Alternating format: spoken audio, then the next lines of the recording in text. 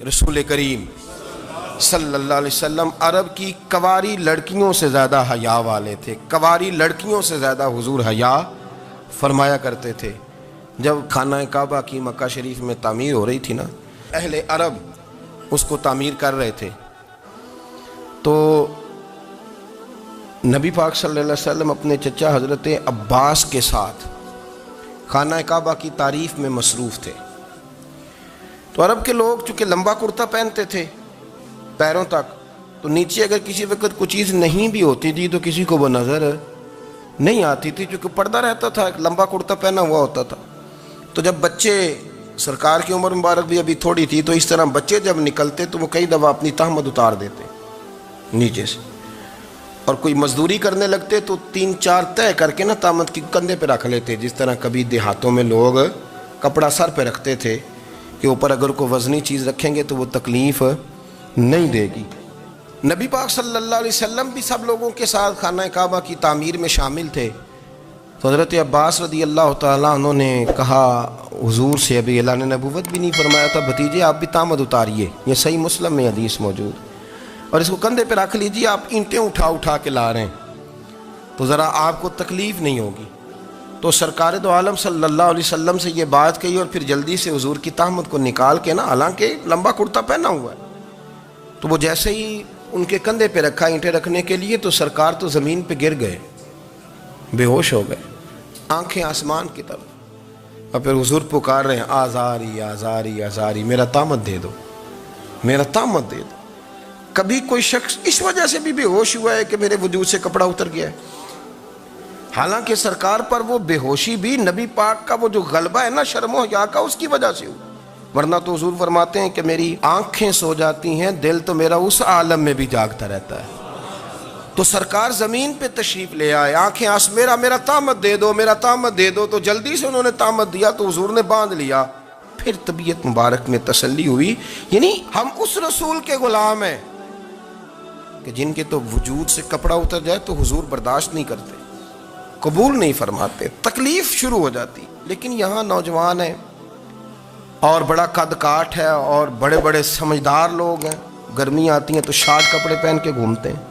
ان کو خیال نہیں کہ یہ وہ والا لباس ہے جو باہر تو کیا گھر میں اماں کے سامنے نہیں پہننا چاہیے، بہنوں اور بیٹیوں کے سامنے نہیں پہننا چاہیے.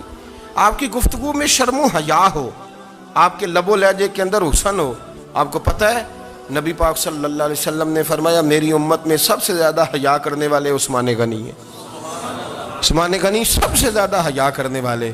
آپ فرمایا کرتے تھے جب سے حضور کا چہرہ دیکھا ہے میں نے کبھی اپنی شرمگاہ بھی نہیں دیکھی، میں نے آنکھوں کا وضو نہیں توڑا، اور جب سے حضور کے دست مبارک میں نے بیعت کے لیے سیدھا ہاتھ بڑھایا تو پھر سیدھا ہاتھ میں نے کبھی گندگی کو نہیں لگایا. حیا تھی. آپ باتھ روم کے اندر بھی غسل فرماتے تھے تو کپڑوں سمیت کرتے تھے. کسی نے کہا حضرت جی واش روم کے اندر کیوں نہیں کپڑے اتارتے؟ آپ فرمانے لگے باہر بندوں سے حیا کرتا ہوں، اندر جاتا ہوں تو رب سے حیا آنی شروع ہو جاتی، وہ تو دیکھ رہا ہے نا. تو میں جو بات آپ کی خدمت میں عرض کرنا چاہتا ہوں اس کو آپ سمجھیے گا میرے عزیز، کہ شرم والا مزاج، گفتگو بھی شرم والی، آنکھیں بھی شرم والی، لباس بھی شرم والا، دوستی یاری بھی شرم والی، بہت ساری ایسی باتیں. دیکھیں نا آپ ذرا، میں نے کہا کہ باتوں کو سن کے گزر نہ جایا کریں، اس کی گہرائی پر غور کریں. اور نبی رحمت علیہ السلام کی پہلی بات نہیں بیویوں کی آنکھوں میں آنسو پیدا کر دیے. حضور فرمانے لگے سنو، جب کوئی عورت بچہ پیدا کر لیتی ہے تو رب اسے اتنا ہی درجہ دیتا ہے جتنا ایک شہید کو درجہ عطا کرتا ہے. اور فرمایا جب وہ عورت اس کا بچہ آ جاتا ہے، اب وہ رات کو روتا ہے، وہ اٹھتا ہے، پخانہ اور پیشاب کرتا ہے، اپنے وجود کو آلودہ کر لیتا ہے. تو نبی پاک صلی اللہ علیہ وسلم فرمانے لگے وہ عورت یہ فکر نہ کرے کہ وہ دیکھو مرد تو آرام سے سویا ہوا ہے اور میں اٹھ کے بچے کو صاف کر رہی ہوں، پخانہ پیشاب دھو رہی ہوں. میرے محبوب نے ہر مرتبہ فکر کو، حضور نے زندگی اس کے ہر شعبے سے تعلق رکھنے والے آدمی کو عزت دی. فرمایا بیبیو جب تم رات کو اٹھ کے اپنے بچے کی خدمت کرتی ہو، دودھ ڈال کے دیتی ہو، پخانہ اور پیشاب صاف کرتی ہو، تو فرمایا رب تمہیں اتنا ہی اجر دیتا ہے جتنا ساری رات مصلی پہ کھڑے رہنے والے عبادت گزار کو اجر عطا فرماتا ہے. اتنا اللہ تمہیں اجر دیتا ہے. ہر شخص کے حصے میں، ہر شخص کے حصے میں میرے نبی پاک نے عزت لکھی، ہر شخص کے حصے میں. رسول پاک نے وقار، رشتوں کو حضور نے اتنا مضبوط کر دیا، اتنا مضبوط کر دیا کہ رشتے رشتے نہیں درد بن گئے. ماں کا نام آتا ہے تو آنکھوں میں آنسو آ جاتے ہیں، ماں کا نام آتا ہے تو دل تڑپتا ہے نا. یار یہ انقلاب ہے جو میلاد والے رسول نے برپا کیا. ورنہ حضرت طارق ابن عبداللہ کہتے ہیں میں حضور کے اعلان نبوت سے پہلے بھی مکے آیا تھا. آپ فرماتے میں نے ایک بوڑھی عورت کو، ایک نوجوان کو گلے میں رسی ڈال کے گھسیٹ کے لے جاتے دیکھا تو میں نے اس سے کہا کہ یہ کیا کر رہے ہو، کون ہے یہ بی بی، کیا مسئلہ ہے؟ تو وہ کہنے لگا جی میری اماں ہے، بوڑھی ہو گئی ہے، کسی کام کی نہیں رہی تو بیچنے جا رہا ہوں. چلو کسی کے برتن جب مانجے گی تو میرے تو پاس کچھ نفع آئے گا نا بیچنے. یہ داستانیں نہیں. ابھی بھی جن لوگوں کی طبیعت سخت ہوتی ہے وہ قتل نہیں کر دیتے ماں باپ کو. واقعہ سنے نا آپ نے کہ ابا میرے نام زمین نہیں کر رہا تو مار دیا. جب کلیجے سخت ہوتے ہیں تو کام ہو جاتا ہے. ایک طرف وہ منظر تھا اور ایک طرف یہ منظر ہے کہ حضرت حلیمہ سعدیہ رضی اللہ تعالی عنہ، ان کا نام نہیں ہے حضرت حلیمہ کا مسلم شریف میں، وہ امام زرقانی نے لکھا ہے، ورنہ مسلم میں یہ روایت اپنے اصل انداز میں موجود ہے. حضرت ابو ہریرہ رضی اللہ تعالیٰ عنہ فرماتے ہیں کہ جناب حلیمہ بوڑھی عورت، سادی عورت. اگر آپ کبھی معاشرتی لحاظ سے حضرت حلیمہ کا انداز دیکھیں گے نا، توجہ ہے میری بات پر، سمجھ آ رہی ہے آپ حضرات کو؟ جو ہمارا معاشرتی ماحول ہے نا، معاشرتی ماحول، تو حضرت حلیمہ سعدیہ رضی اللہ تعالیٰ عنہ کی حیثیت آج کے معاشرے میں اگر دیکھی جائے تو ایک آیا، بچوں کو پالنے والی آیا نہیں ہوتی، وہ آیا تھی. اسکول میں ایک آیا ہوتی ہے، جب بچہ چھوٹے ہمارے پرائیویٹ سکولز میں بچے جاتے ہیں تو عورت سنبھالتی ہے، دودھ ڈال دیتی ہے، کئی دفعہ فیڈر بھی پلا دیتی ہے. بچہ اگر پخانہ پیشاب کرتا ہے تو خدمت کرتی. یہ عورتیں اس زمانے میں چھوٹے بچے لے جاتی، پالا کرتی. تو بتانا دائی کی، آیا کی، میں مثال دے رہا ہوں، اور نرس کی کیا حیثیت ہے معاشرے میں. اور حضرت حلیمہ سعدیہ جب نبی پاک کو واپس لے کے آئی تھی تو چلو کچھ نہیں، لیکن نہ کچھ معاوضہ بھی انہیں حضرت عبد المطلب نے عطا کیا تھا. جناب آمنہ نے انہیں کچھ، ایک معنی یہ بھی ہو سکتا تھا کہ پیسے دے کے یہ کام کرایا، معنی ہو سکتا تھا. آج جو گھر میں اماں برتن دھوتی ہے اس کی کیا حیثیت ہوتی ہے؟ وہ تو بیچاری جن برتنوں کو دھو کے ہمیں دیتی ہے، بعد میں انہی برتنوں میں ہم انہیں کھانا کھانے کی اجازت نہیں دیتے. لیکن میرے رسول پاک نے رشتوں کو عزت دے دی، اس طرح کی عزت دی، اس طرح کی عزت دی کہ جناب حلیمہ مسجد نبی کا دروازہ گزری ہی تھی کہ حضرت ابو ہریرہ فرماتے ہیں نبی پاک منبر پر اٹھ کے کھڑے ہو گئے. رسول پاک کھڑے ہوئے، نبی پاک. میں کبھی کبھی یہ روایت دیکھتا ہوں تو میرا دل کرتا ہے میں اپنے آپ سے پوچھوں، میرا دل کرتا ہے میں اپنے یاروں دوستوں خطباء سے، واعظین سے، پیروں سے، مشائخ سے پوچھوں کہ تو بھی بتا، جب تو شاگردوں کو پڑھا رہا ہوتا ہے اور تیرے ابا جی آتے ہیں تو کبھی اٹھ کے کھڑا ہوا ہے؟ اپنے جیسے لوگوں سے، اچھے علماء کی بات نہیں کرتا، کبھی سوال کرو. یہ بڑا مشکل کام ہوتا ہے، بڑا مشکل کہ عالم دین تقریر کر رہا، والد آ جائے، بندہ اٹھ کے کھڑا ہو. لیکن رسول پاک نے عزتیں دی، وقار دیا. جناب حلیمہ داخل ہوئی تو حضور منبر پہ کھڑے ہوئے اور اتنی تیزی سے حضور آگے بڑھے، اپنی چادر کو اتارا اور پھر میرے رسول نے زمین پہ بچھایا اور پھر حضرت حلیمہ سعدیہ بیٹھ گئی. اور جناب ابو ہریرہ فرماتے جتنی دیر نبی پاک ان کے سامنے بیٹھے رہے اتحیات کی حالت میں بیٹھے رہے. حضور نے رشتوں کو وہ وقار دیا، وہ حسن دیا کہ رشتے درد بن گئے ہیں. اب ماں کا نام دل میں بعد میں آتا ہے، زبان میں بعد میں آتا ہے، آنسو پہلے آتے ہیں. اب ماں کا رشتہ ایک وقار ہے، ایک حسن. الحاوی للفتاوی میں امام جلال الدین سیوطی رحمت اللہ لکھا ہے فتح مکہ کے بعد نا کمال ہو گیا. وَرَأَيْتَ النَّاسَ يَدْخُلُونَ فِي دِينِ اللَّهِ أَفْوَاجًا، فوجوں کی فوجیں دین میں آ گئی. ایک زمانہ تنہائیوں کا ہوتا ہے، ایک عروج کا ہوتا ہے. عروج کے زمانے میں بڑے تعلق، بڑے رش، بڑی باتیں. اب حال یہ تھا فتح مکہ کے بعد کہ پہلے تو ایک آدھ آدمی کلمہ پڑھتا تھا، فوجوں کی فوجیں آتی. ایک دن نہ نبی پاک نماز پڑھانے آئے مسجد میں. میرے نبی پاک صلی اللہ علیہ وسلم جب مسجد میں آئے تو مسجد کھچا کھچ بھری ہوئی، گلیاں بھی بھری، 10,000 کے قریب لوگ مدینے میں جمع ہیں حضور کے پیچھے نماز پڑھنے کے لیے. پڑھیے صلی اللہ علیہ وسلم. نبی پاک صلی اللہ علیہ وسلم تشریف لائے نا، جیسے ہی مسجد میں داخل ہوئے تو 10,000 کا مجمع اٹھ کے کھڑا ہو گیا.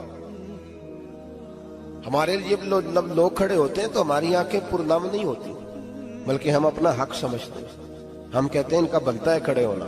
حالانکہ بھائی دنیا سب کے لیے کھڑی نہیں ہوتی. جب کوئی کھڑا ہونا تو نظر جھک جانی چاہیے اور تیرے دل میں خیال آنا چاہیے کہ یا اللہ مجھ پہ رحم ہی رکھنا، اے اللہ میری پردہ پوشی کرنا، یا اللہ یہ تیری دی ہوئی عزت ہے، مہربانی کر خفیہ تدبیر سے محفوظ فرما.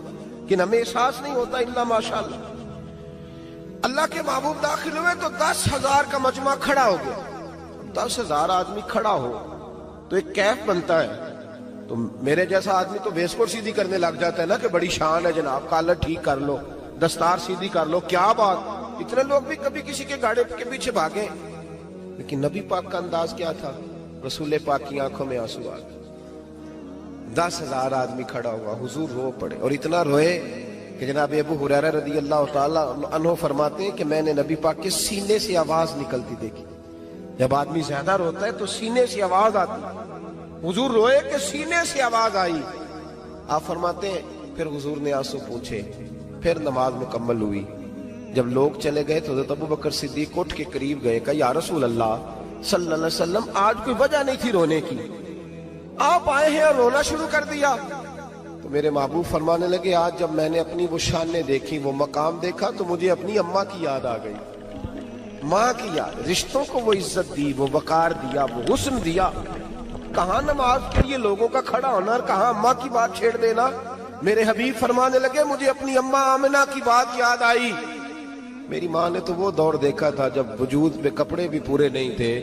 دل کرتا تھا آج اماں موجود ہوتی، میں نماز پڑھانے آتا، اللہ اکبر کہہ کے نیت باندھتا، سبحانک اللہ کے بعد سورہ فاتحہ پڑھتا اور سورہ فاتحہ مکمل پڑھ لیتا کہ میری اماں آمنہ کو کوئی کام یاد آتا. وہ پردہ سرکا کے کہتی بیٹا محمد میری بات تو سننا. تو محبوب فرماتے اللہ کی عزت کی قسم میں نماز چھوڑ دیتا، پہلے ماں کی بات سن کے آتا. میں چھوڑ دیتا نماز. وقار دے دیا، وقار، وہ حسن بخشا، وہ توانائی بخشی. عرب کے اندر سال کے بعد عورتوں کا ایک میلہ لگتا تھا خانہ کعبہ کے پاس. صرف عورتیں اکٹھی ہوتی تھی، میلہ لگا ہوا تھا. ایک تورات جاننے والا یہودی عالم بھی آیا ہوا تھا. وہ بیویوں کے مجمع پہ نظر ڈال کے کہنے لگا بیویوں مرد کا کام تو کوئی نہیں عورتوں کے مجمع میں بات کرنا، لیکن میں تمہیں ایک پیغام دینے لگا ہوں. اللہ کے آخری رسول جو مکے میں پیدا ہونے والے ہیں ان کے آنے کا وقت قریب آ گیا ہے. وہ بیوی بڑی خوش نصیب ہوگی جنہیں ان کی رفاقت ملے گی. عورتوں نے جب دیکھا کہ مرد آ گیا عورتوں کے میلے میں تو انہوں نے ڈانٹا جھڑکا، کہا چل اٹھا اپنی کتابیں اور نکل جا. حضرت خدیجہ کہتی ہیں باقیوں نے ڈانٹا پر میں نے بات پلے سے باندھ لی. میں نے پلے سے باندھ لی اور میں انتظار کرنے لگی کہ اللہ کرے وہ نصیب میرے ہی ہو، اللہ کرے مقدر میرا ہی کھلے. آپ فرماتی میں تسبیح پڑھتی، درود پڑھتی. میں اس زمانے میں جو اللہ کا ذکر جس طرح ہوتا تھا وہ میں شروع کرتی اور جب فارغ ہوتی تو میں التجا کرتی کہ اللہ میرے نصیبے کھول دے. کہتی ہیں آہستہ آہستہ آہستہ آہستہ میں حضور کی تعریف سننے لگی. آہستہ آہستہ تعریف سننے لگی. نبی پاک صادق ہیں، امین ہیں، سچے ہیں، دیانتدار ہیں. اس برے اور میلے معاشرے میں بھی وہ سب سے اعلیٰ بھی ہیں اور سب سے اجلے بھی ہیں، وہ سب سے پاکیزہ ہیں. میں سننے لگی تعارف. آہستہ آہستہ میں ان کی گرویدہ ہونے لگی. ادھر نبی پاک صلی اللہ علیہ وسلم اپنے چچا جناب ابو طالب کے پاس رہتے تھے. قحط آ گیا، حالات بگڑ گئے. حضور سید عالم صلی اللہ تعالی علیہ وسلم سے چچا کہنے لگے بیٹے اگر مال تجارت لے کے شام جاؤ تو بڑا نفع کماؤ گے، ہمیں ضرورت بھی ہے، اور اگر ہو سکے تو ختیجہ کا مال لے کے جاؤ. نبی پاک نے کہا چچا میں نہیں کہوں گا کسی سے جا کے، میں نہیں کہتا کسی سے جا کے، جو میرے نصیب میں ہوگا میرا رب خود عطا فرمائے گا، میں نہیں کہوں گا. مصطفیٰ نے تو نہیں کہا. حضرت خدیجہ رضی اللہ تعالیٰ عنہ کہتی ہے میں نے خود اپنی خادمہ کو بھیجا. میں نے کہا جا کے پوچھو تو صحیح کہ میرا مال قبول ہوتا بھی ہے کہ نہیں، پوچھو. نبی پاک صلی اللہ علیہ وسلم سے پوچھا. حضرت خدیجہ کی خواہش ہے کہ آپ مال لے کے جائیں. حضور نے قبول کر لیا. جناب خدیجہ الکبریٰ رضی اللہ تعالیٰ عنہ کے غلام تھے، میسرہ ان کا نام تھا. جناب خدیجہ نے ان کو ساتھ بھیجا. فرمایا ایک 3 باتیں ارشاد فرمائی. ایک تو فرمایا سارا رستہ غور سے دیکھنا میرے نبی کے ساتھ کیا معاملات درپیش ہوتے ہیں. ابھی اعلان نبوت نہیں کیا. فرمایا ذرا غور کرنا، میرے مصطفیٰ کا مطالعہ کرنا اور مجھے واپس آ کے سبق سنانا. وہ جو تم نے چہرہ بددعا کی تلاوت کی ہو ذرا مجھے واپس آ کے سنانا. جنہاں نے دل پر جانی ڈٹھا ہو اکھیاں ہی تک لیاں، تو ملے ہوں تے ساجن ملیا ہوں ناساں لگ پئیاں. ذرا جا کے نا تلاوت کرنا اور مجھے دکھ. اور دوسرا فرمایا تم میرے غلام ہو تو مصطفیٰ کے بھی غلام بن کے رہنا. میں سنتی ہوں کہ کردار کے، افکار کے، نظریات کے، عظمت کے بلند و بالا، وہ جیسے کہیں ویسے کرنا. اور تیسری حضرت خدیجہ نے نصیحت فرمائی. فرمایا محمد ابن عبداللہ صلی اللہ علیہ وسلم کی رائے سے اختلاف نہ کرنا. یہ چلتے ہوئے معاہدہ کیا، جو وہ کہہ دے سو کر جانا. غلام کہتے ہیں میں ساتھ گیا، باتیں میں نے سن لی، لیکن جب سفر شروع ہوا نا ابھی چند منزلیں طے ہوئی تھی. میں نے کہا خدیجہ آپ نے کیا نصیحت کرنی تھی؟ ان کے ساتھ جو رہے گا وہ ان کا غلام ہی بن جائے گا. ان کے ساتھ جو رہے گا تو اجے میرا محبوب نہیں ڈٹھا جن ویکھ کے چن شرماوے. جے رکھے ہاتھ پھلاں وچ ہاتھ نال پھلاں رل جاوے تے ادھی راتی چن چڑھ جاندے جدوں جلوہ فرماوے. مایا جو بھی ساتھ رہتا غلام ہو جاتا. میں اسرا کہتے میں گیا، تجارت شروع ہوئی. کہتے ہیں نبی پاک صلی اللہ علیہ وسلم جب منڈی میں پہنچے تو لوگ قسمیں اٹھا اٹھا کے مال بیچ رہے تھے. اللہ کے محبوب جب گئے نا تجارت کرنے تو ایک آدمی کہنے لگا چلو معاذ اللہ بتوں کے نام تھے لات و منات، کہنے لگا لات کی، عزا کی، منات کی قسم اٹھاؤ. تو نبی پاک فرمانے لگے ان کی قسم اٹھاؤں جن کا میں نام لینا بھی پسند نہیں کرتا. ابھی اعلان نبوت نہیں کیا. اور فرمایا ویسے بھی میں قسم دے کے مال نہیں بیچتا، خریدنا ہے تو خریدو، نہیں خریدنا تو نہ خریدو. کہتے ہیں لوگ قسمیں اٹھا اٹھا کے پیچھے جاتے تھے، پر میرے نبی جس سے رخ پھیرتے تھے وہ نبی پاک کے پیچھے ہو جاتا تھا. ماتے کئی گنا زیادہ نفع کمایا. ہم رستے میں تھے، حضور ایک درخت کے نیچے آرام کرنے لگے. ایک عیسائی راہب غار میں بیٹھا تھا، نکل کے آ گیا. مجھ سے کہنے لگا مجھے وہ جانتا تھا. میں سنا یہ کس کو ساتھ لائے، یہ کون ہے؟ میں نے کہا اہل قریش کے ایک معزز آدمی ہے. کہنے لگے یار جس درخت کے نیچے یہ لیٹے ہوئے ہیں یہاں عام آدمی نہیں لیٹ سکتا، یہاں وہی لیٹے گا جو اللہ کا سچا رسول ہوگا. یہاں دوسرا کو لیٹ ہی نہیں سکا. یہ رسول ہے، ان کا خیال رکھنا، خیال رکھنا. کاش میں اس وقت تک زندہ رہوں جب یہ نبوت کا اعلان کریں. میں سنا کہتے ہیں میں غلام ہو گیا. نبی پاک صلی اللہ علیہ وسلم کی ادائیں مجھے بھانے لگی. جب واپسی پہ نکلے تو گرمی بڑی شدید تھی. فرماتے ہیں جب دھوپ تیز ہوتی تو بادل کا سایہ آ کے حضور پہ سایہ کر دیتا. بادل کا ٹکڑا نبی پاک پہ. اللہ جانے کہاں بیٹھ کے لوگوں نے کتابیں پڑھی ہیں جو کہتے ہیں 40 سال کے بعد نبی بنے تھے. پتہ نہیں کہاں بیٹھ کے کتابیں پڑھی ہیں. ہم نے تو جو سیرت پڑھی ہے وہ بتاتی ہے کہ تیری حیات پاک کا ہر لمحہ پیغمبر لگے، ہر لمحہ پیغمبر لگے. یہاں تو وہ لوگ جو کئی سال پہلے 20 اور 25 سال پہلے حضور سید عالم صلی اللہ علیہ وسلم کی رفاقت میں رہے وہ اعلان کر رہے. لوگ پتہ نہیں کہاں بیٹھ کے کتابیں پڑھتے ہیں، کہاں بیٹھ کے. میرے نبی پاک سے صحابہ نے پوچھا حضور آپ کب نبی تھے؟ فرمایا ابھی آدم کی مٹی گوندی جا رہی تھی، ابھی آدم کی مٹی گوندی جا رہی تھی، میں تب بھی اللہ کا رسول تھا. میرے بھائی نبی رحمت سید عالم صلی اللہ علیہ وسلم کے غلام حضرت خدیجہ کے غلام کہتے ہیں واپس آیا. اور پہلے بھی کئی دفعہ حضرت خدیجہ کا مال گیا تھا، بڑے نفع آئے تھے، پر جو نفع اس سال آیا وہ پہلے کبھی نہیں آیا تھا. کہتے ہیں مجھ سے حضرت خدیجہ کی سہیلی بھی بیٹھی تھی، میں بھی آ گیا. اور جناب خدیجہ کی سہیلی کہنے لگی چل مال کے بارے میں کچھ بتا، کتنا بکا؟ میں نے کہا مال چھوڑو، مصطفیٰ کی سنو. اور پھر کہتی چلو ٹھیک ہے، بادل سایہ کرتا تھا، چلو ٹھیک ہے. تم سے راہب نے پوچھا تھا، یہ صحیح ہے انہوں نے تیری سارے رستے بڑی خدمت کی، تیرا بڑا خیال رکھا، پر یہ بھی بتا تجارت کیسے ہوئی؟ تو میں سر کہنے لگا زندگی میں نے بھی ساری گزار دی ہے، پر اس رسول کے ساتھ 4 دن ہی گزارے ہیں. حد ہو گئی مجھ سے، اور کچھ نہ پوچھو، اور کچھ نہ پوچھو. آ میرے دل آمنہ کے لال کی باتیں کریں، اور کچھ نہ پوچھو، بس ذکر ان کا چھیڑیے ہر بات پر، اور چھیڑنا شیطان کا عادت کیجئے. بس مجھے حضور کے تذکرے بیان کرنے ہیں، ذکر مصطفیٰ کرنا ہے. حضرت خدیجہ الکبریٰ بڑی متاثر ہوئی. کہتی ہیں مجھے درجنوں لوگوں نے پیغام نکاح دیا تھا پر میں نے سنی نہیں تھی. میں نے نفیسہ کے ہاتھ پیغام بھیجا. میں نے کہا میری عمر 40 سال ہے، ان کی 25 سال ہے، اور میرا اعمال اور طرح کا ہے، وہ شہنشاہ ہے، جا کے پوچھو تو صحیح بھلا میں قبول ہوتی ہوں؟ پوچھو۔ نفیسہ کہتی ہیں میں آئی تو وہ خاتون جن کے لیے لوگ بڑے بڑے قریش پیغام دیتے تھے، پیغام لے کے آئی تو رسول پاک نے عجیب رنگ بیان کیا اپنی سیرت کا۔ جب میں پہنچی میں نے کہا ختیجہ نکاح کرنا چاہتی ہیں؟ نفیسہ کہتی ہیں میرا خیال تھا کہ کوئی اور ہوتا تو کرسی سے اٹھ کھڑا ہوگا، فوراً کہے گا اچھا جلدی کرو بات کرو۔ جب میں نے آ کے کہا نا حضور ختیجہ نکاح کرنا چاہتی ہے تو نبی پاک نے میری طرف دیکھا، فرمایا وہ کہتی ہیں کہ تم کہتی ہو؟ کہا وہ کہتی ہیں۔ تو حضور نے فرمایا ٹھہر جاؤ، میں اپنے چچا سے پوچھ کے بتاؤں گا، میں مشورہ کروں گا، میں پوچھ کے بتاؤں گا۔ آج بچوں کو کچھ سبق بڑے یاد ہیں، کہتے ہیں پسند کی شادی کرنا حضرت صاحب ناجائز ہے، پسند کی شادی کرنا کوئی ناجائز ہے؟ اور میں نے کہا بھائی صرف ایک ہی جائز چیز رہ گئی اور کوئی شے جائز نہیں، یہ ایک ہی جائز چیز ہے جس کا فتویٰ سارے نوجوان پوچھتے پھرتے ہیں، سارے رانجے بنے پھرتے ہیں، مجنوں بنے پھرتے ہیں، سارے مئی وال ہو گئے۔ اللہ پاک کو ہدایت کی توفیق عطا فرمائے۔ سارے اس بری لت کا شکار ہو گئے۔ او بھائی نبی پاک سوائے خدا کے کسی کے پابند نہیں، لیکن میرے مصطفیٰ نے اپنی امت کو یہ درس دیا ہے کہ جو بڑوں کے شفقت کے سائے میں چلتا ہے اللہ اس کی مدد فرمایا کرتا ہے۔ تجھے کیا پتا تیرا اچھا بھلا کس بات میں؟ کہا نکاح کرنا چاہتی ہوں، فرمایا چچا سے پوچھ کے بتاؤں گا۔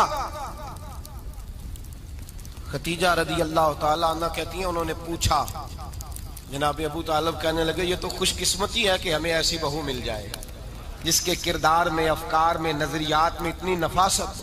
مصطفیٰ کریم کے ساتھ نکاح ہوا، قربان جائیں حضرت خدیجۃ الکبریٰ کی شادی ہوئی تو بھائی بڑا مشکل ہوتا ہے، بڑا مشکل ہوتا ہے اپنے آپ کو ڈھالنا۔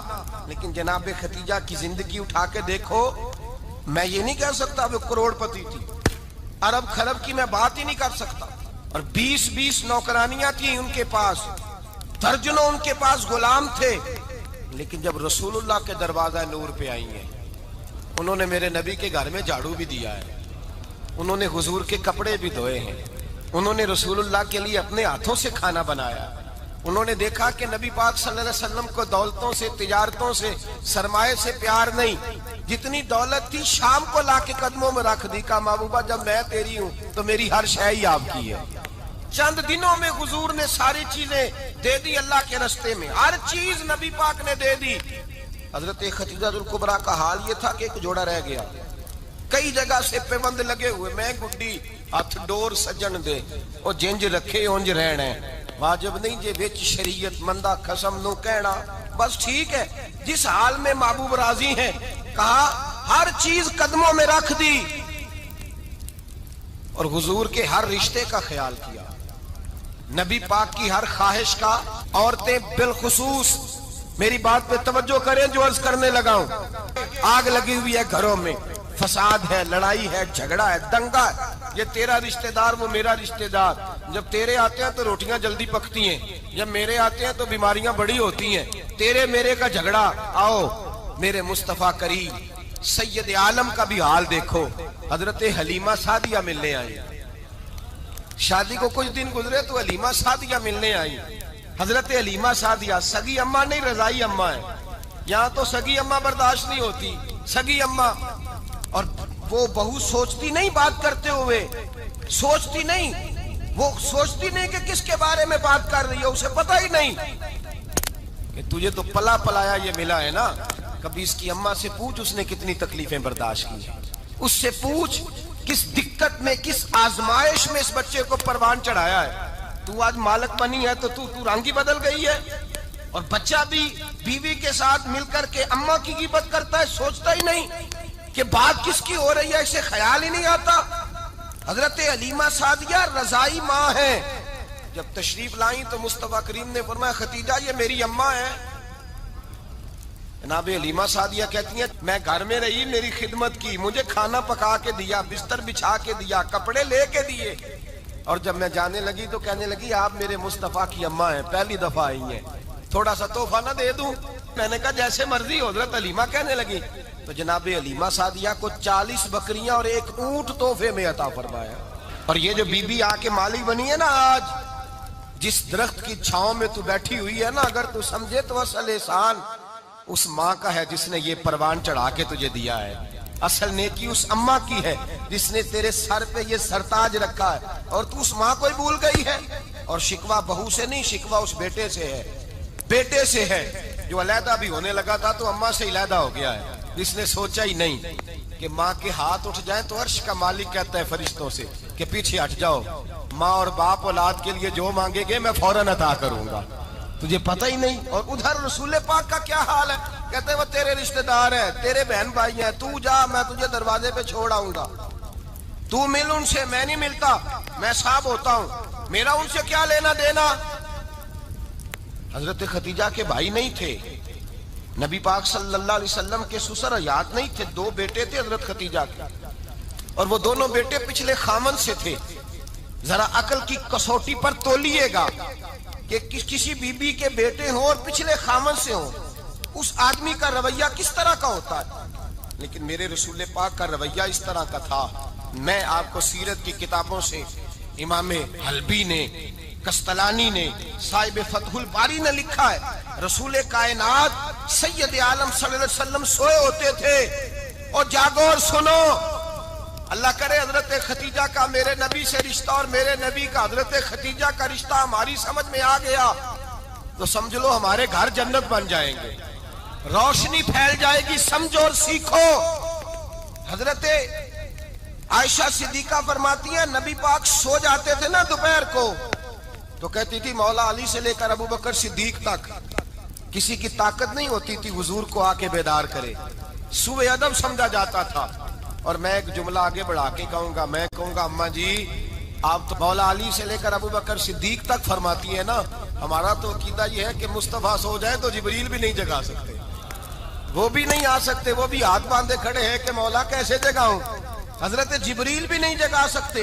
لیکن حضرت عائشہ صدیقہ فرماتی ہیں میں تھی مدینے میں، حضرت خدیجہ کے وصال، میں مدینے میں حضور کے گھر میں تھی، نبی پاک میرے گھر میں موجود تھے اور سید عالم سوئے ہوئے تھے. حضرت خدیجہ کے پچھلے خامند کے بیٹے جناب حالہ آ گئے اور وہ مسجد میں آ کے بولے، مسجد میں توجہ کرنا، مسجد میں بولے، انہوں نے مسجد میں آ کے پوچھا کہ نبی پاک کہاں ہے، مسجد میں. تو جناب عائشہ صدیقہ فرماتی ہیں حضور سوتے ہوئے بیدار ہو گئے. حضور طامت سمیٹی، فوراً سر کے اوپر کپڑا رکھا. میں نے کہا حضور کہاں جا رہے ہیں؟ فرماتی ہے میں نے 1 دفعہ پوچھا تو حضور نے 3 دفعہ فرمایا میرا حالہ آ گیا ہے، میرا حالہ آ گیا ہے، میرا حالہ آ گیا ہے، خدیجہ کا بیٹا آ گیا ہے. میرے رسول پاک صلی اللہ علیہ وسلم نے بی بی کے رشتوں کا جو تقدس بیان کیا اس کو سمجھیے. فرمایا حالہ آیا ہے، بیدار ہو کے خود تشریف لے گئے. اور یہ تو حالہ تھے نا، بڑے بیٹے حضرت خدیجہ کے، سب سے ان کا نام ہند تھا. اور حضرت ہند سے کوئی بندہ تعارف پوچھتا نا، نبی پاک کا جو حلیہ ملتا ہے نا کتابوں میں، سیرت کی کتابوں میں، حضور کا مکھڑا کیسا تھا، مکھ چند بدر شاشانی ہے، متھے چمک دی لاٹ نورانی ہے، کالی زلف تیاک مستانی ہے، مخمور اکھی ہیں مد بریاں. یہ جو حضور کا حلیہ ملتا ہے نا یہ حضرت ہند کا بیان کیا ہوا ہے. وہ بیان کیا کرتے تھے کہ نبی پاک کی آنکھیں کیسی تھی، حضور کے جلوے کیسے تھے. وہ بیان حضرت خدیجہ کے بیٹے ہیں. کوئی ان سے پوچھتا کہ بڑے راضی رہتے ہو ہند، بڑے راضی رہتے ہو، تو حضرت ہند کیسے راضی کیسے نہ رہوں، راضی کیسے نہ رہوں. میرے بھائی کا نام علی المرتضیٰ ہے، بہن کا نام فاطمہ الزہرا ہے، ماں کا نام خدیجہ الکبریٰ ہے اور باپ کا نام محمد مصطفیٰ ہے، میں راضی کیسے نہ رہوں. حضرت خدیجہ الکبریٰ کے رشتوں کے ساتھ رسول اللہ کا پیار، ان کے رشتے. کنز المال میں حضرت عائشہ صدیقہ کی حدیث ہے، جناب عائشہ فرماتی ہیں دوپہر کو حضور آرام کرتے تو کوئی آیا نہیں کرتا تھا. ایک دن ایک بوڑھی آ گئی دروازے پہ، اس نے چھڑی پکڑی ہوئی. کہتے ہیں وہ اندر آئی تو نبی پاک بڑی تیزی کے ساتھ اٹھے، حضور سید عالم نے قریب بٹھایا، دیر تک حضور باتیں کرتے رہے، دیر تک گفتگو ہوتی رہی. فرماتے ہیں حضور نے اسے کوئی اضافی وقت دیا، عام صحابہ اس وقت آتے نہیں تھے، حضور کے آرام کا وقت تھا، اضافی وقت دیا نبی پاک. اور فرماتے ہیں جب وہ جانے لگی تو نبی پاک نے تحفے بھی عطا فرمائے. اور پھر ایک غلام سے، حضرت بلال سے یا کسی غلام سے فرمایا کہ ساتھ جاؤ اور گھر چھوڑ کر کے آؤ.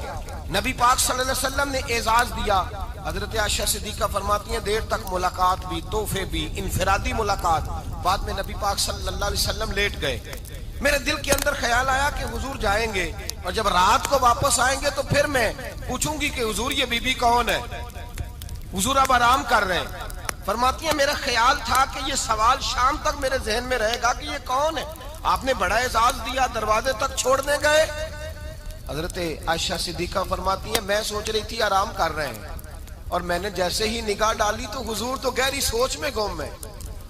نبی پاک سوچوں میں گم ہے اور بے آنکھیں کھلی ہوئی.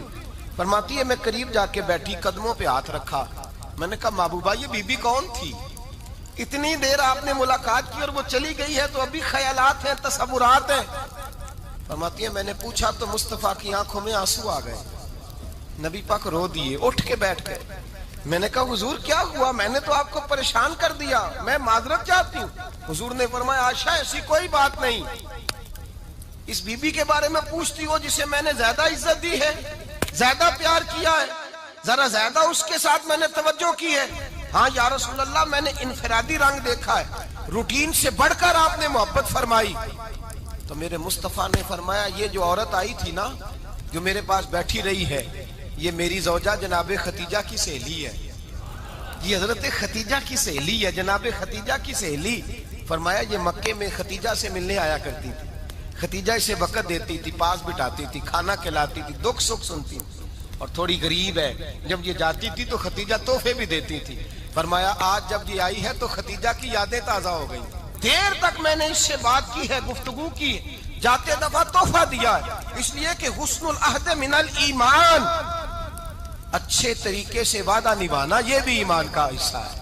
اچھے طریقے سے عہد نبھانا، تعلقات نبھانا یہ بھی ایمان کا حصہ ہے. حضرت ختیجہ کی سہیلیوں سے رسول اللہ صلی اللہ علیہ وسلم کا رشتہ. پہلی وحی نازل ہوئی نبی پاک پر. اب حضور جب ابتدائے وحی کے ایام آئے تو حضرت ختیجہ فرماتی ہیں رسول پاک غار حرا میں چلے جاتے، کئی کے دن وہاں رہتے. پہلی وحی آئی تو قرآن مجید کی تاثیر یہ ہے کہ لو انزلنا ھذا القرآن علی جبل لرأیتہ خاشعا متصدعا من خشیۃ اللہ. فرمایا اگر میں پہاڑوں پہ نازل کروں قرآن کو تو وہ بھی میرے خوف سے ریزہ ریزہ ہو جائے. اتنی تاثیر ہے. جب حضور کے قلب اطہر پر آیا تو نبی پاک کامتے ہوئے گھر آئے. زملونی زملونی، مجھے چادر اڑاؤ چادر اڑاؤ. حضرت ختیجہ نے چادر دی، بیٹھ گئے. کہا ختیجہ آج کوئی آنے والا آیا ہے. اقرأ بسم ربک الذی خلق، یہ آیات اس نے مجھے دی ہیں اور میں بڑے خوف کے عالم میں ہوں. حضرت ختیجہ کے لفظ بڑے حسین ہیں. جناب ختیجہ الکبریٰ رضی اللہ تعالیٰ عنہ کیا فرماتی ہیں؟ کہتی ہیں یا رسول اللہ صلی اللہ علیہ وسلم آپ غم نہ کریں، رب آپ کو رسوا نہیں کرے گا، عزتیں عطا کرے گا. اور دلیل کیا ہے؟ حضرت ختیجہ فرمانے لگی دلیل یہ ہے کہ آپ غریبوں کی مدد کرتے ہیں، مسکینوں کا خیال رکھتے ہیں، اور محبوبہ کمزوروں کا بوجھ آپ اٹھاتے ہیں. جس کے اندر یہ خوبیاں ہوتی ہیں اللہ اسے عزت ہی عطا فرمایا کرتا ہے. حضرت ختیجہ الکبریٰ رضی اللہ تعالیٰ عنہ سب سے پہلے نبی پاک پہ ایمان لائی. بڑا مشکل ہوتا ہے. ہمارے جو فلسفے کے لوگ ہیں وہ کہتے ہیں بہت بڑا ولی اللہ بھی ہو تو بیوی اس کی مان جائے، یہ مشکل ہوتا ہے کام، یہ مشکل ہوتا ہے. حضرت ختیجہ الکبریٰ رضی اللہ تعالیٰ عنہ سب سے پہلے ایمان. اور کس طرح کا ایمان؟ کس طرح کا ایمان؟ ابن ماجہ میں روایت ہے، غور کرنا. حضرت قاسم نبی پاک صلی اللہ علیہ وسلم کے صاحبزادے، حضور کی 6 اولادیں، 4 بیٹیاں 2 بیٹے حضرت ختیجہ سے ہوئے، 4 بیٹیاں اور 2 بیٹے. دھوکہ دیتے ہیں بعض لوگ، کہتے ہیں حضرت ختیجہ کی ایک ہی بیٹی تھی.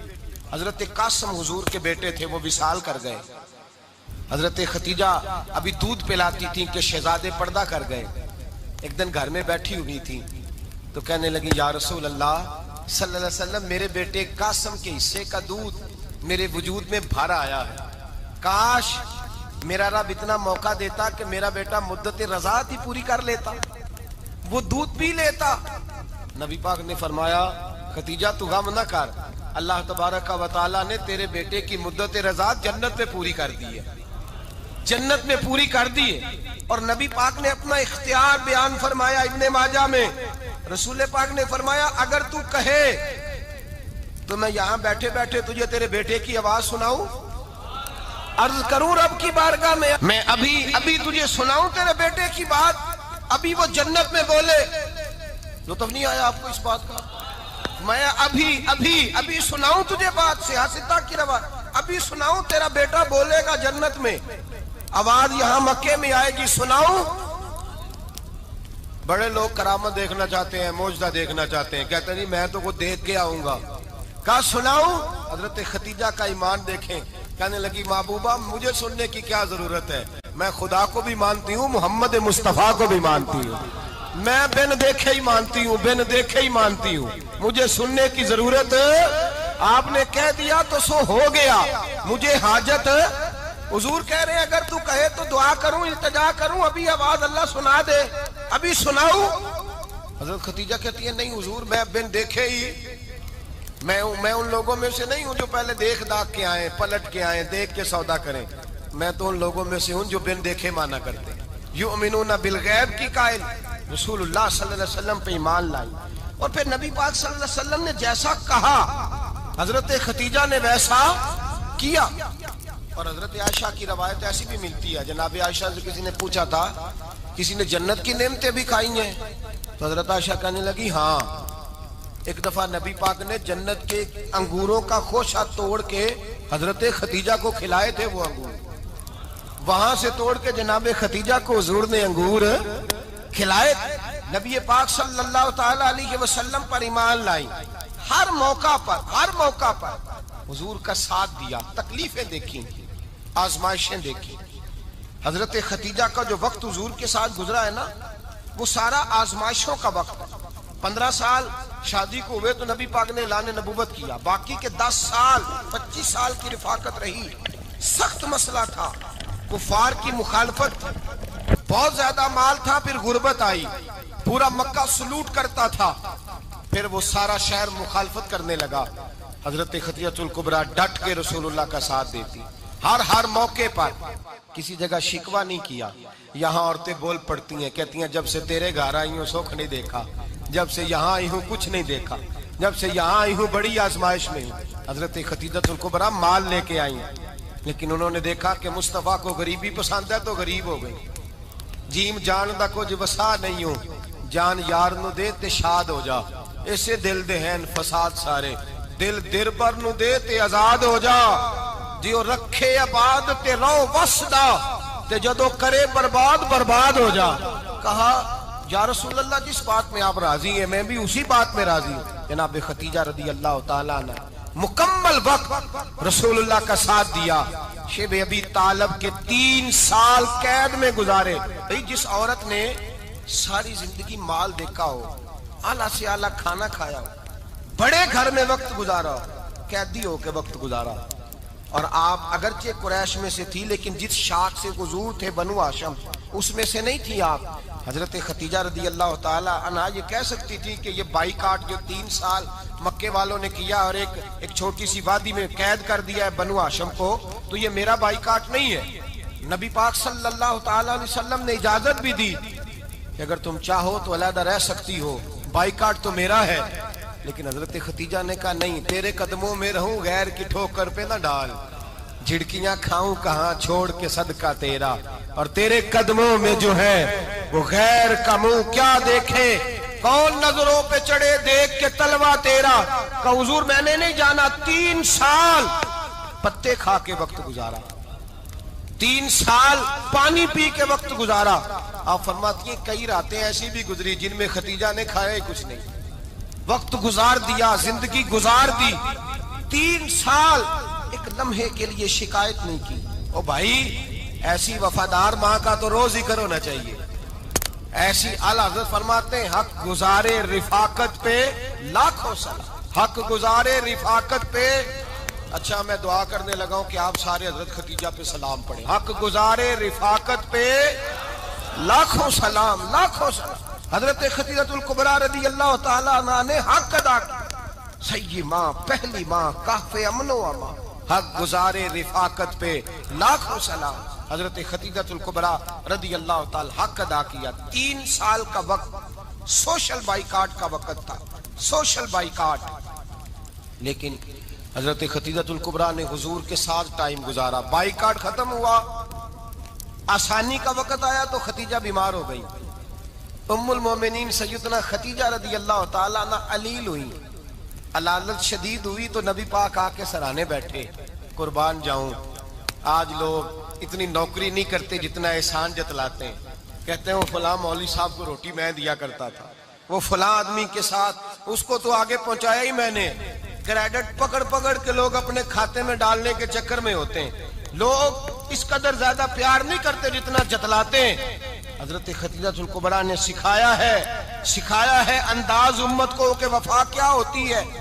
حضرت خدیجہ نے ساری زندگی نوکری کی، ساری زندگی وفا کی، وقت وصال آیا، حضور کو بلایا، اللہ کے محبوب تشریف فرما ہوئے، صاحب ابن الشام کہتے ہیں حضرت خدیجہ رو پڑی، کہنے لگی محبوبہ میں نبی کی بیوی تھی، میں خدمت کا حق نہیں ادا کر سکی، کوئی غلطی ہو گئی ہو تو مجھ سے درگزر کر دیا جائے، مجھے معاف کر دیا جائے۔ یہ کہہ کے رونے لگی، نبی پاک نے فرمایا تو غلطی کی بات کرتی ہے، خوش ہو جا، میرے رب نے وعدہ فرمایا ہے کہ تو دنیا میں بھی میری بیوی ہے تو جنت میں بھی تو ہی میری بیوی بنے گی، وعدہ کیا ہے اللہ تبارک و تعالی، میں نے تجھے پسند کیا ہے، جنت میں بھی تو ہی میری بیوی ہے۔ میرے نبی کریم سید عالم صلی اللہ علیہ وسلم نے حضرت خدیجہ الکبریٰ رضی اللہ تعالیٰ عنہ سے اس قدر زیادہ، حضرت عائشہ فرماتی ہیں اکثر گھر میں اکثر نبی پاک حضرت خدیجہ کا ذکر چھیڑ دیتے۔ یہاں تو آدمی بہن کا ذکر نہیں نہ کر سکتا بیوی کے سامنے، اماں کا ذکر نہیں کر سکتا، معاملہ خراب ہو جاتا، بڑا مشکل ہو جاتا، مشکل ہے۔ حضرت عائشہ صدیقہ بظاہر تو سوکن تھی نا، لیکن حضرت عائشہ بیان کرتی ہیں، کہتی ہیں نبی پاک سب سے زیادہ حضرت خدیجہ کا ذکر کرتے تھے گھر میں، اکثر ذکر ہو۔ خدیجہ یوں کرتی تھی، خدیجہ یہ کام اس طرح کرتی تھی، خدیجہ کا یہ رنگ ہوتا تھا، اس کا یہ طریقہ ہوتا تھا، اس کا یہ طرز حیات تھا، وہ ایسے چلتی تھی، وہ ایسے، اکثر حضور بیان کرتے۔ حضرت عائشہ فرماتی ہیں مجھے رشک ہوتا، رشک، ناز کرتی میں کیا مقدر ہے خدیجہ کی۔ کہتی ہے ایک دن نا میں نے کہا ذرا بات تو کروں، کہتی ہے نبی پاک گوشت لائے، مجھے کہا عائشہ ذرا گوشت صاف کرو، پکاؤ اور ذرا شوربہ زیادہ کرنا۔ کہتی ہے میں نے وہ گوشت لیا، صاف کرنے لگی، میں نے کہا حضور شوربہ کیوں زیادہ کرنا ہے، مہمان آنے والے ہیں، کچھ لوگوں کو آنا ہے۔ تو نبی پاک نے فرمایا نہیں آنا تو کسی نے نہیں، مجھے پتا چلا ہے مدینے میں خدیجہ کی کچھ سہیلیاں آئی ہیں، میرا دل کرتا ہے کچھ سالن بطور تحفہ ان کو بھی بھیج دوں، تو ذرا زیادہ پکانا، خدیجہ کی سہیلیوں کو میں نے سالن بھیجنا ہے، تحفہ دینا ہے۔ حضرت عائشہ کہتی ہیں ایک جملہ ہلکا سا، بے ضرر سا، بڑا دھیما سا، بچ کے بڑا اپنے آپ کو محتاط کر کے، میں نے کہا یا رسول اللہ صلی اللہ علیہ وسلم آپ خدیجہ کا ذکر بہت کرتے ہیں، حضور وہ تو عمر میں 15 سال بڑی تھی، یا رسول اللہ صلی اللہ علیہ وسلم اللہ نے آپ کو جوان اور خوبصورت بیویاں دی، آپ خدیجہ کا ذکر کرتے ہیں۔ فرماتی ہیں یہ بات کہہ کے میں خاموش ہو گئی، میرا خیال تھا جواب آئے گا، دیر ہو گئی، حضور جواب نہیں دیتے۔ کہتی ہے میں نے یوں نظر اٹھا کے دیکھا تو چہرہ مبارک سرخ ہو گیا، اور رسول پاک نے فرمایا عائشہ آج بات کی ہے، آج کے بعد یہ بات نہ کرنا۔ میں نے کہا حضور کیا ہوا؟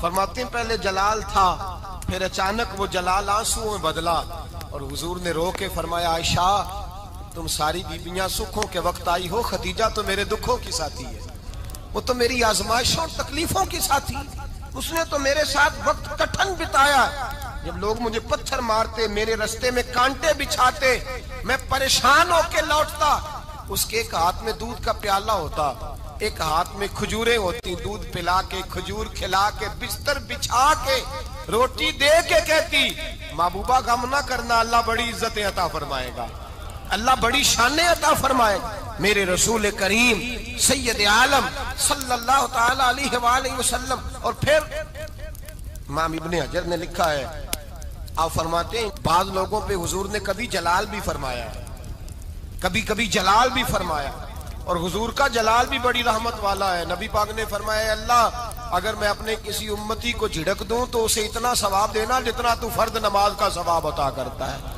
حضور کا تو جلال بھی کرم والا ہے، کرم والا جلال ہے رسول پاک کا۔ اکثر بعض لوگوں پر حضور ناراض بھی ہوتے، لیکن امام ابن حجر فتح الباری میں فرماتے ہیں کہ صحابہ اور اہل بیت میں سے حضرت خدیجہ الکبریٰ کی وہ ہستی ہے جس پر کبھی نبی پاک ناراض نہیں ہوئے، کبھی ناراض نہیں ہوئے. یہ سب سے بڑی فضیلت ہے حضرت خدیجہ کی. کبھی ناراض نہیں ہوئے نبی، کسی موقع پر بھی حضرت خدیجہ الکبریٰ رضی اللہ تعالیٰ عنہ سے ناراض نہیں ہوئے. بلکہ بخاری شریف میں لفظ کچھ اس طرح کے ہیں. میں نے شروع میں کہا کہ حضرت خدیجہ کی 20 کنیزائیں تھیں، نوکرانیاں تھیں، گھر کے اندر نوکر چاکر تھے، ریل پیل تھی، کوئی کام کبھی نہیں کیا تھا. حضرت خدیجہ الکبریٰ نے ایک دن کھانا پکایا، اور کھانا پکا کے اپنے ہاتھوں سے جب نکلی نا اور آ رہی تھی حضور کو کھانا دینے، تو بخاری میں موجود ہے جب حضرت خدیجہ آئیں تو نبی پاک نے فرمایا خدیجہ تیرے آنے سے پہلے حضرت جبریل آ گئے، اور وہ کہہ رہے ہیں یا رسول اللہ خدیجہ برتن میں کھانا لے کے آ رہی ہے، اور جب وہ کھانا لے کے آ جائے تو اسے کہہ دیجئے گا اس کا رب اسے سلام کہتا ہے، اس کا رب اسے اللہ اکبر، جس کو اللہ سلام کہے. فاضل بریلوی فرماتے ہیں حق گزارے رفاقت پہ لاکھوں، حق گزارے رفاقت پہ لاکھوں سلام، حق گزارے رفاقت پہ لاکھوں سلام. حضرت خدیجہ الکبریٰ رضی اللہ تعالیٰ عنہ کو رب تعالیٰ کے سلام آئے. محسنہ اس امت کی محسنہ. سیدنا و مولانا محمد، اللہ کے شیر ہے در کرار پر درود، اللہ کے شیر ہے در کرار پر درود، اللہ کے شیر ہے در کرار پر درود. حضرت حسن حسین کے کردار پر درود. اللہم صلی علی سیدنا و مولانا محمد. سلام نیاز ہے زینب کی بارگاہ میں، سلام نیاز ہے جو مرتضیٰ کی لاڈلی زہرا کا ناز ہے.